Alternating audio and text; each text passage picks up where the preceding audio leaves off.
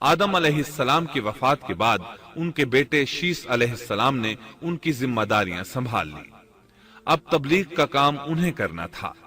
ادھر قابیل جو نرم زمین میں جا آباد ہوا تھا، اس کی اولاد نے فتنہ و فساد اور سرکشی کی زندگی اختیار کی۔ انہوں نے قتل و غارت گری کا بازار گرم کر دیا۔ یہ لوگ آدم علیہ السلام کی قوم کے پاس سے گزرتے تو وہاں بھی فساد مچاتے۔ ابن عباس رضی اللہ عنہما سورۃ الاحزاب آیت 33 کی تفسیر کرتے ہوئے فرماتے ہیں، پرانے زمانے کی جاہلیت کی طرح اپنے بناؤ کا اظہار نہ کیا کرو۔ اس وقت دو نسلیں آباد تھیں، ایک پہاڑ پر اور دوسری نرم زمین پر۔ پہاڑوں کے مرد خوش شکل تھے، عورتیں سیاہ فام تھیں، جبکہ زمین والوں کی عورتیں خوبصورت تھیں اور مردوں کے رنگ سانولے تھے۔ اب ابلیس نے اپنا کام شروع کیا۔ وہ انسانی شکل میں نرم زمین والوں کے پاس آیا اور ایک شخص کا غلام بن کر رہنے لگا۔ پھر اس نے بانسری شکل کی ایک چیز ایجاد کی اور اس کو بجانے لگا۔ لوگ اس آواز پر لٹو ہو گئے، اس کے گرد بھیڑ لگا کر سننے لگے۔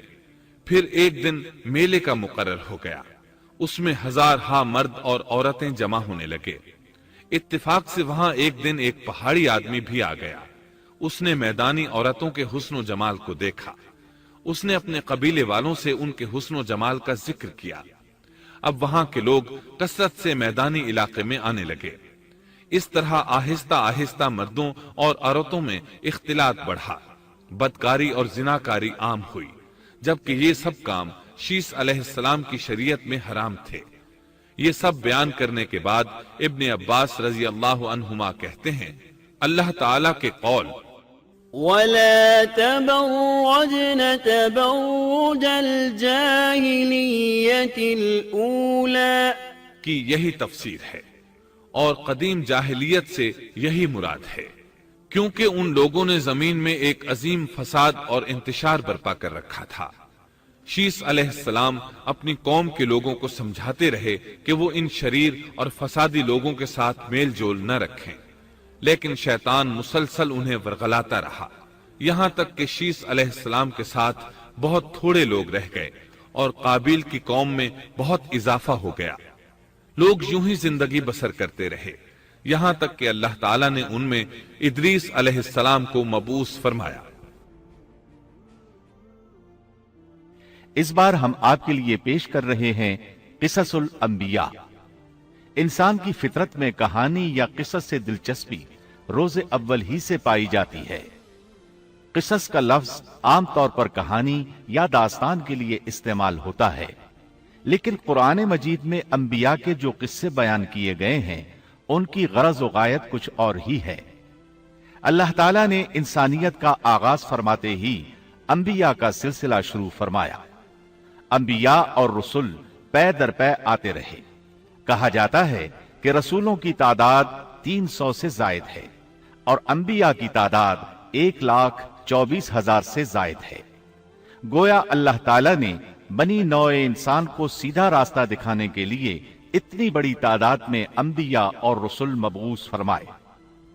قرآن کریم کے بیان کردہ قصص حقیقت پر مبنی ہیں، اس لیے دوسرے تمام قصص اور واقعات سے امتیازی حیثیت رکھتے ہیں۔ ان کا تعلق خیالات اور ذہنوں سے گھڑی ہوئی باتوں سے نہیں، بلکہ وہ زمین پر واقع ہو چکے۔ انسانوں نے اپنی زندگی کے مختلف ادوار میں ان کا مشاہدہ کیا، اور پھر یہ واقعات اس لحاظ سے بھی منفرد ہیں کہ عبرت کا باعث ہیں۔ قرآن کریم کے یہ قصص لطف اندوز ہونے کے لیے ہرگز نہیں سنائے گئے، بلکہ ان سے تو بنی نوع انسان کو سیدھا راستہ دکھانا مقصود ہے۔ یہ مقصد تھا کہ انسانیت عبرت پکڑے، روز جزا کے بارے میں آنکھیں کھول لے، ان واقعات کو سن کر اور پڑھ کر اپنا راستہ منتخب کر لے۔ گزشتہ انبیاء کی امتیں جو بھیانک جرائم کرتی رہی ہیں ان سے اپنا دامن بچا لے۔ اسی لیے انبیاء کے حالات سے واقفیت از حد ضروری ہے۔ جب تک ہم انبیاء کے واقعات سے روشناس نہیں ہو جاتے اس وقت تک قرآن مجید تک مکمل رسائی حاصل نہیں کر سکتے۔ کتنی بار سیدنا آدم علیہ السلام کا قصہ بیان ہوا، کتنی مرتبہ نوح علیہ السلام کا تذکرہ ہوا، اسی طرح موسیٰ علیہ السلام اور بنی اسرائیل کا ذکر آیا، فرعون کا واقعہ بیان ہوا۔ موسیٰ علیہ السلام اور فرعون کا ذکر تو قریب قریب 70 مقامات پر آیا ہے اور مسلسل قصہ بیان ہوتا رہتا ہے۔ کتنی سورتوں کا نام انبیاء کے ناموں سے منسوب ہے، لہذا جو شخص ان قصص سے لا علم ہے وہ قرآن کے ایک بڑے حصے سے محروم ہے۔ ان واقعات سے رہنمائی حاصل کرنے سے ایک مقصد یہ بھی ہے کہ دعوت اللہ کا راستہ معلوم ہو جائے، لوگوں کو اللہ کی طرف بلانے کا ڈھنگ ہمیں آ جائے۔ اللہ کرے ہم بھی ان لوگوں میں شامل ہو جائیں جو اللہ کی طرف دعوت دیتے ہیں، ہم بھی نیکی کا حکم کرنے اور برائی سے روکنے والے بن جائیں۔ امر بالمعروف اور نہی عن المنکر کے صحیح راستے پر چلنا اس وقت تک ممکن نہیں جب تک کہ ہمارے سامنے کوئی ایسا نمونہ موجود نہ ہو جس کے مطابق ہم اپنے آپ کو چلا سکیں۔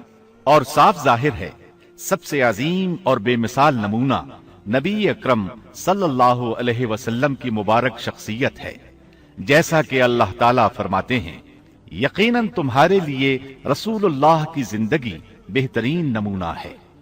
رسول اکرم صلی اللہ علیہ وسلم کے بعد سب سے نمایاں مثال اور نمونہ باقی تمام انبیاء کرام ہیں، پھر صحابہ کرام اور صالح لوگ بھی نمونہ ہیں۔ انبیاء کرام کے واقعات قرآن کریم کے ذریعے ہم تک پہنچے ہیں، اسی طرح نبی کریم صلی اللہ علیہ وسلم کی سیرت مبارکہ اور آپ کی احادیث مبارکہ سے بھی ہمیں ان کے حالات اور واقعات معلوم ہوئے۔ Thanks for watching. Don't forget to like, comment, share and subscribe to